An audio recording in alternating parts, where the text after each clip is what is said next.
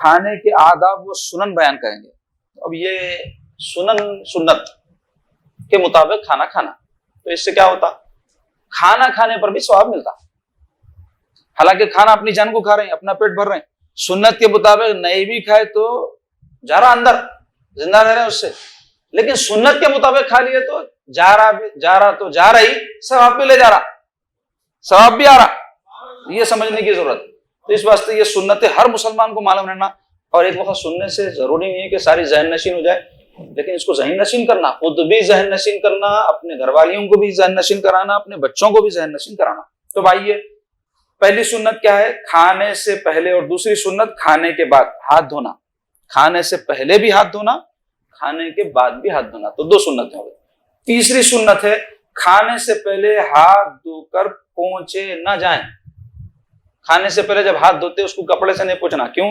ہاتھ دھوئے صاف کرنے کو، کپڑے سے پوچھے، کپڑے کو کچھ میلی چیز لگی رہی تو پھر ہاتھ کو لگ گئی تو کیا فائدہ ہوا دھونے کا؟ اس واسطے صرف دھونا، کھانے سے پہلے پوچھنا نہیں. چوتھی سنت کیا ہے؟ کھانے کے بعد ہاتھ دھو کر رومال یا تولیہ سے پوچھ لے کے کھانے کا اثر باقی نہ رہے. دیکھو آپ حکمت سنت کی. کھانے کے بعد پوچھنا ہے. کیوں بولے تو کھائے بعد چکنا لگتا، ہاتھ کو کچھ بھی اثر رہتا، مرچی کی تاثیر تو بھی آ جاتی، بو تو بھی آ جاتی. تو دھونے کے بعد پوچھ لینے سے وہ رہا سا اثر بھی ظاہر ہو جاتا. سنت یہ ہے کہ قبل طعام اور بعد طعام دونوں ہاتھ گٹا بولے تو اس کو بولتے ہیں، یہ ہڈی رہتی نہیں، کلائی کی ابری ہوئی ہڈی، اس کو بولتے ہیں. تو بتا رہے ہیں کہ سنت یہ ہے کہ قبل طعام بولے تو کھانے سے پہلے، اور بعد طعام بولے تو کھانے کے بعد دونوں ہاتھ گٹوں تک دھوئے جائیں. بعض لوگ صرف ایک ہاتھ یا ایک فقط انگلیاں دھو لیتے ہیں، بلکہ صرف چٹکی دھونے پر کفایت کرتے ہیں. اس سے سنت ادا نہیں ہوگی. ثواب کی چیز ہے.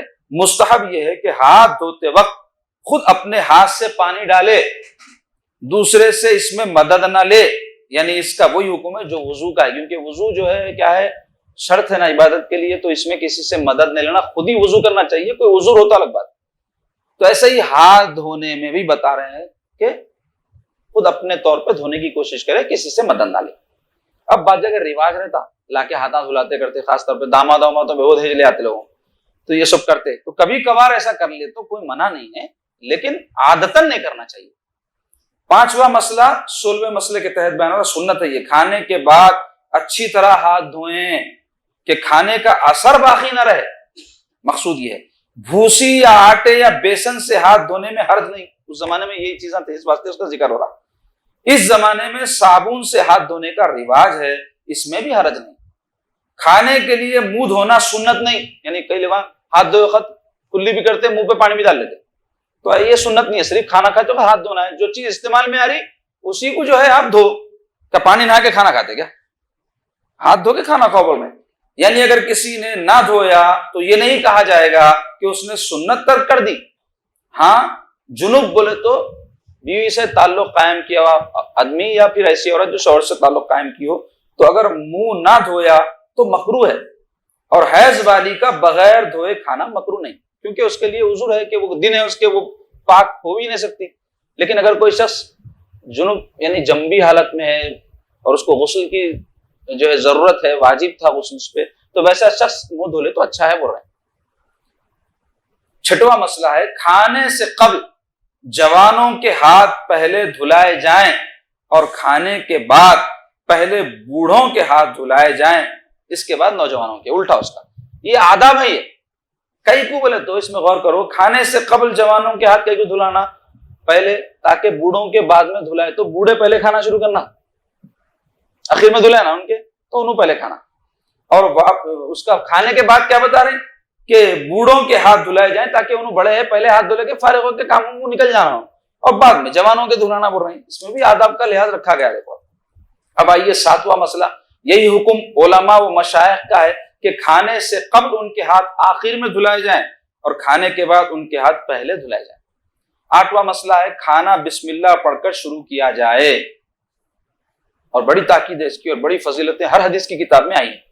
اور 9واں مسئلہ ہے ختم کر کے الحمدللہ پڑھے کم سے کم، یا کھانے کے بعد کی دعا.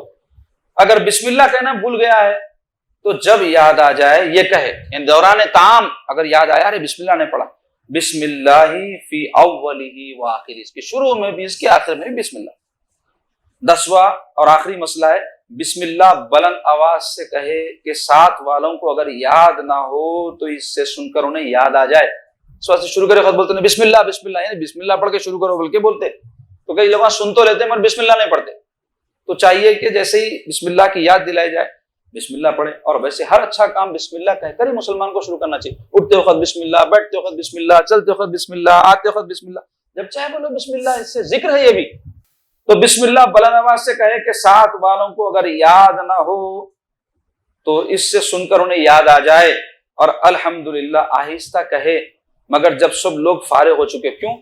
آپ کھا لیے الحمدللہ بول دیے، سامنے والا بولتا ہے کھانا ختم ہوگا شاید، چلو بسم اللہ ختم کرو، تو اس واسطے الحمدللہ ہلو بولو بولے، حالانکہ وہ بھی اللہ کا ذکر ہے۔